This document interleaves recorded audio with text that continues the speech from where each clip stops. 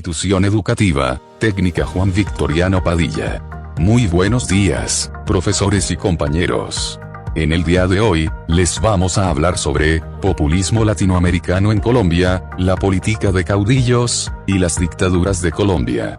Este grupo está conformado por Brenda Higgins, Giovanni de Jesús Barrios, Giovanni Andrés Barrios, Giovanni Ángel Barrios, Francisco Coronel.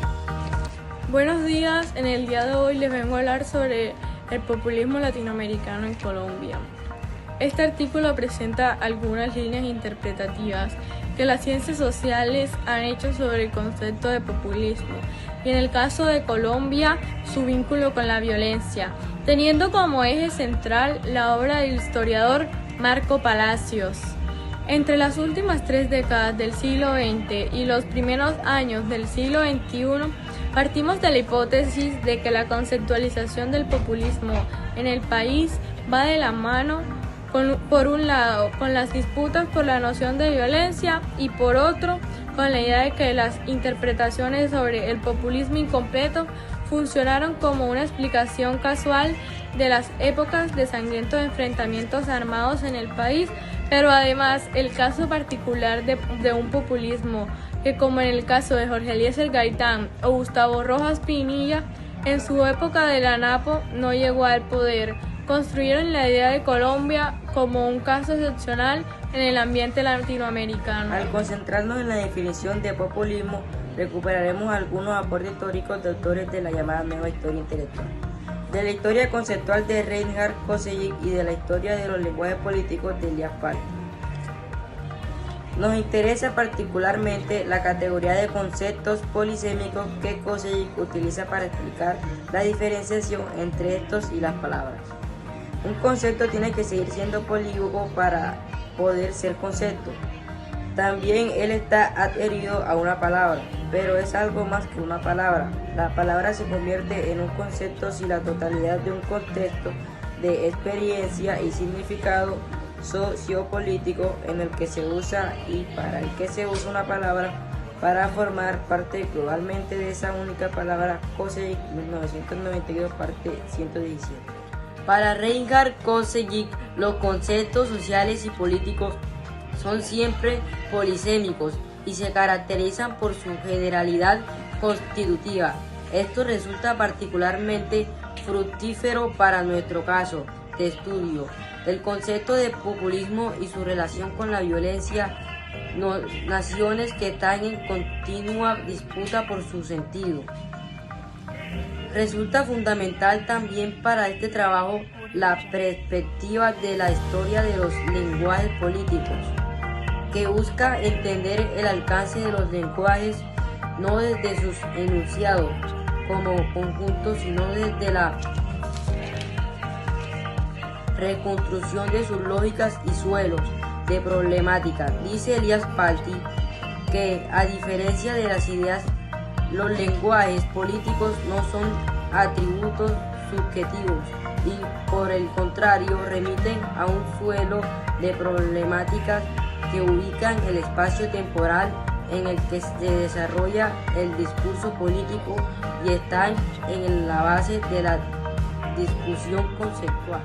Lo que se busca aquí es, más allá de las distintas respuestas que ofrecieron los sujetos involucrados, a comprender cuál era el tipo de cuestiones que se habían puesto en cada caso en debate, qué tipo de dilema se les planteaba y a los mismos, y eventualmente cómo este suelo de problemática se fue reconfigurando a lo largo del periodo considerado.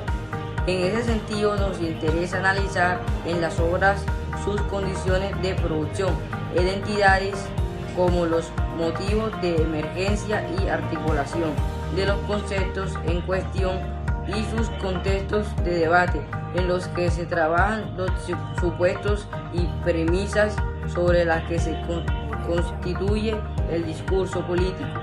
Los contextos se entienden no como escenarios externos, sino como aspectos inherentes al discurso, que dejan huellas rastreables y que son posibles de seguir en la producción textual. Bajo estas perspectivas, este artículo pretende avanzar en dos sentidos. Desarrollaremos primero un sucinto recorrido del debate que se dio en América Latina alrededor del concepto de populismo con autores que fueron sustento de la obra de Marco Palacios, pionera en Colombia, y como allí aparecen características que luego el autor utilizará para comparar y exponer la idea de excepcionalidad. Posteriormente mostraremos la construcción que Palacios hace del concepto de populismo, su idea de populismo democrático y populismo conciliador, y la forma en la cual los vincula con la violencia. Surgen allí los cambios conceptuales y transformaciones en su discurso y los vínculos que el autor teje con el proceso político colombiano y latinoamericano, para concluir que, según su visión, el caso de populismo incompleto en Colombia es una de las principales peculiaridades de la política de este país. No nos interesa hacer una tipología del populismo, ni mucho menos ofrecer una definición última del concepto. Pretendemos, por el contrario, ver cómo el intento, por su definición, se constituye en un resultado contingente para los procesos políticos del país.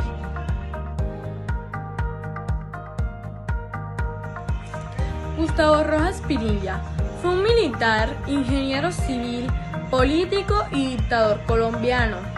Durante su carrera política fue apodado Gurropín, debido a las primeras sílabas de su nombre. Fue presidente de Colombia tras el golpe de Estado que le daría el titular Laureano Gómez, ocupando de facto la presidencia de Colombia del 13 de junio de 1953 al 10 de mayo de 1957. Mediante una dictadura militar, su mandato se caracterizó por la realización de relevantes trabajos de infraestructura gracias a obras como el Aeropuerto Internacional El Dorado, el Hospital Militar Central, la Calle 26, el Centro Administrativo Nacional y la Secretaría Nacional de Asistencia Social. Además, algunas concesiones petroleras volvieron al control gubernamental.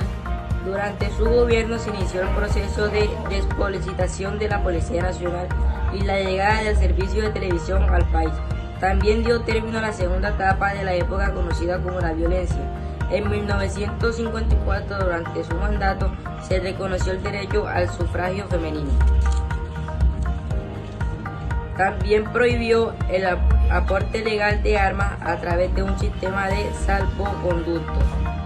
En 1957 se vio obligado a renunciar por una crisis social y de gobernabilidad provocada por protestas populares apoyadas por los líderes de los partidos tradicionales, y conformó una junta militar para completar su mandato. Una vez se restauró la democracia, sus enemigos iniciaron una persecución judicial en su contra. Fue condenado por hechos de su gobierno y se le quitaron sus derechos políticos dentro de un proceso irregular. A finales de los años 60 regresó a la política fundada su propio partido político, la Alianza Nacional Popular (ANAPO), que hizo oposición al sistema de alternación de los partidos tradicionales conocido como Frente Nacional. En 1970 estuvo a punto de volver a la presidencia, pero fue derrotado por Misael Pastrana en uno de sus comienzos considerados como fraudulentos. A raíz de este suceso nació la guerrilla M-19. Murió en 1975 y su hija y nietos continuaron con su legado político, aunque sus nietos protagonizaron escándalos de corrupción en el siglo XX.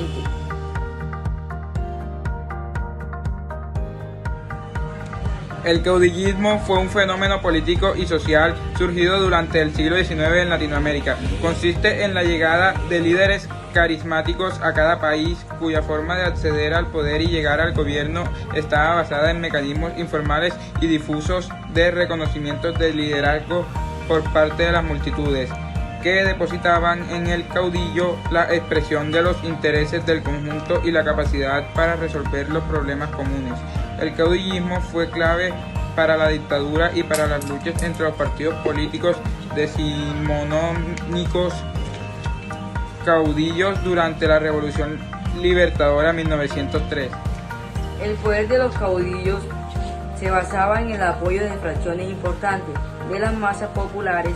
Este apoyo popular se tornaba en su contra cuando las esperanzas puestas en el poder entregado al caudillo se veían frustradas y se decidía seguir a otro caudillo que lograra convencer de su capacidad de mejorar el país o la provincia.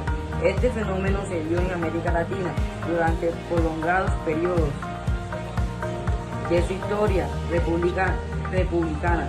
En algunos casos desembocó en fuertes dictaduras, represiones a la oposición y estancamiento económico y político, pero en los otros canalizó las primeras modalidades democráticas y federales en las repúblicas latinoamericanas, así como proyectos de desarrollo autónomo frente a las expresiones políticas neocoloniales.